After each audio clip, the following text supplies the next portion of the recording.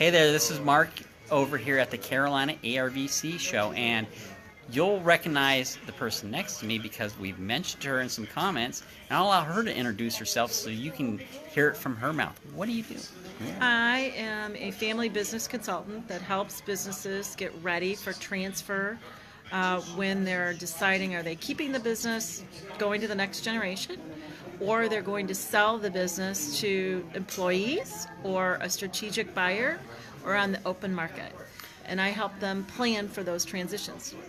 So this would be for all of you owners out there, or even if you're not owning a park right now and you're thinking about, what am I going to do next? What do I do with this park?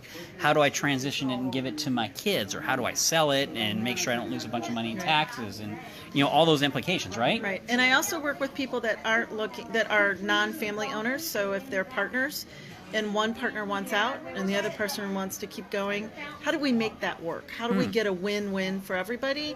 And then where's the money come from, and how do we structure it, and how do you make it work so there's success for the business and success for each partner or for the entities? And so your background's actually important to this conversation, right? So what's your background that brings you here to the industry? I'm a recovering lawyer.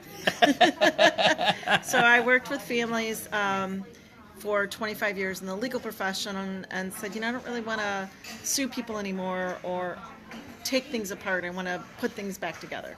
And so I came into the family business arena with all my family business law skills and my business skills. And I've been a business owner for the majority of my 27 years as a lawyer. And I come from a family business. And I think little businesses are the backbone of America. And I love this industry. Yeah.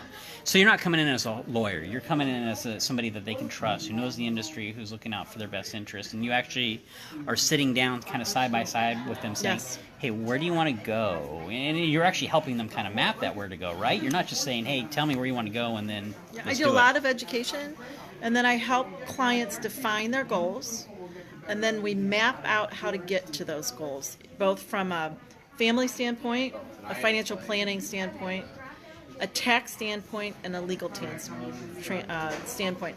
Think of me as a quarterback of your project that can speak all those different languages and make it doable. Interesting. So you're like, if the ideal, who is the ideal owner that would work with you? Like who's sitting here going, I need to give her a call. So my ideal owner are people that listen to advisors, are open to learning, and willing to pay for it. Really, that's it. So are you in need of education? Do you like to learn? Are you willing to hire people to learn and believe in the value of outside advisors? That's the people I'm looking for. And all those factors need to be important in this conversation, right? Because otherwise it's going to be a failure whatever you do, right? Right, exactly. So... And it's huge because one of the big problems. So we're talking to all of you folks here on the Facebook group, and I hope you're enjoying these live videos. We figured we'd try them out here at the Carolina RV Show. It's a great concept, and just see if we can really kind of provide value. So we get a lot of conversation about what do I do next, or I'm retiring from my job and I want to buy an RV park, and what does that look like, and how do we form it? Do I need an LLC? Do I need an S corp? Do I need a partnership? Are my kids involved, or how all those things. And you can handle all those type of thought processes. I can. And you're not giving them the answer. You're giving them the options and then helping them kind of figure out the answers on their own. Is that correct? Yeah. So what I do is provide education for the clients wherever point they're at. So if you're forming a company, you should always form it from the standpoint of, how do I get out? So that's interesting. You should always take that into mind. So what's my plan? So if I'm creating, no matter whatever the company is, if it's a partnership, an LLC, a C Corp, you need to talk about, if there's more than one person involved, what happens if I die, if I'm disabled, if I need to sell it, what happens to my family from my estate plan, what are the loans like that I'm doing? Will those be called in if I die? Do I need life insurance to secure this stuff? How do I take care of things? So that's from the forming side, right? And then the operating side is, who are you playing with? Who are you making decisions with? And there needs to be an operating agreement about how those decisions are made. And then if somebody doesn't like the business anymore, how do they get out? And how is that funded? Wow, so it's deep. like this is a deep process. So if they're considering work with you, they've probably tried this a little bit on their own. They're probably struggling through it a little bit, and you're going to bring all those key questions they need to ask and kind of take them through that process. Sure. So if they're working with you, is it a one-day meeting and you're done? I mean, what's a general life cycle? How long will they be working with you? How long? Depends what the entry point is. So some people hire me just because their family's not getting along. Okay. and they're working in the business together, and they say, we need help. Oh my God, we need help. Like my son's not talking to my daughter, my daughter's not talking to my father, and we're all trying to run a business together. So I come in and I do communication and mediation. And that might be me doing interviews with people ahead of time and then doing a one-day seminar, and that's all I do. And that's one price point. Some people bring me in to say, we're thinking about what we're going to do. We're about 3 years away. My parents own the land. We own the operating agreement. They want to sell us the land. We're not sure how to make that work. We want to make sure they get enough money. Do they finance it? Can we get a loan?